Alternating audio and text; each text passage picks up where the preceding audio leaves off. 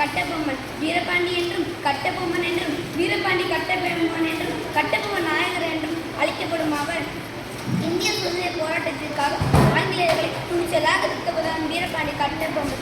1760ஆம் ஆண்டு பாஞ்சாலங்குறிச்சி ஜனவரி 3ஆம் தேதி தகவீர கட்டபொம்மனுக்கும் ஆறுமுகத்தம்மனுக்கு மகனாக பிறந்தார். இவருடைய இயற்பெயர் வீரபாண்டியன். கட்டபொம்மன் என்பது வம்சாவளியை குறிக்கும் அடமொழியாகும்.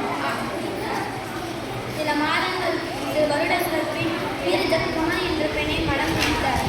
இதற்கு 30 வயதாகும் வரை இவர் தந்தை பாளையக்காரராக இருந்தார். 1790ஆம் ஆண்டு 47வது பாளையக்காரராக பொறுப்பேற்றார். இவர் 9 வருடம் 8 மாத பொறுப்பேற்று பொறுப்பேற்கும்போது ஆங்கிலேயர்கள் வரி வசூல் செய்து வந்தனர். இதற்கு ராஜ மன்னர்கள் கப்பம் கட்டினார்கள். அதனால் வீரபாண்டி கட்டபொம்மன் கப்பம் கட்ட வேண்டியது. ஆனால் கப்பம் கட்டும் அளவுக்கு அவரிடம் பணம் இல்லாததால் மக்களிடம் அவர் வரி வசூல் செய்தார். ஆனால் மக்கள் அனைவரும் வீரபாண்டி கட்டபொம்மன் திட்ட தொடங்கினார். அப்போது ஜாக்சன் துரையின் வீரபாண்டி கட்டபொம்மனிடம் வரி வசூல் செய்ய வந்தார். கடும் கோபத்தில் இருந்த வீரபாண்டி கட்டபொம்மன், நீதான் ஜாக்சன் துரை என்பவரோ? கிஸ்தி, சிறை, வரி, வட்டி, வானம் முடிகிறது, பூமி விளைகிறது, ஏன் கொடுப்பது கிஸ்தி?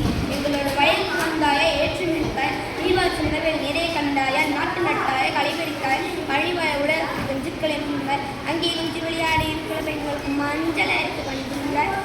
மாமனா லட்சணம் மானம் கிட்டவனை யாரை கேட்கலை வரி, எதற்கு கேட்கலை வட்டி, ஓரிடத்தில் இருக்கும் மேலை நாட்டு கூட்டம் கரங்கேறி விடலையும் ஓரிடத்தில் தலைத்தனி நெற்கதிர்களாக குமித்து ஜாக்கிரதை என்று அவர் பேசிய வீர வசனம் இன்று மக்கள் மனதில் பெரும் இடத்தை பிடித்திருக்கிறது. வீரபாண்டி கட்டபொம்மனுடைய வீரமும் விவேகமும் அனைத்து மக்களிடம் புகழாய் பரவியது.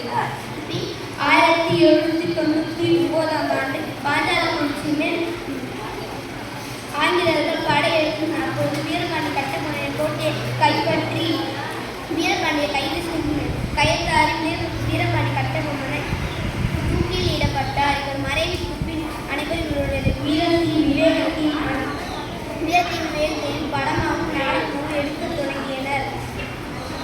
பின் ஆங்கிலேயருக்கு நடந்த இந்திய சுதந்திர போராட்டத்திற்காக முதல் இந்திய சுதந்திர போராட்ட வீரர் வீரபாண்டி கட்டபொம்மன் ஆவார்.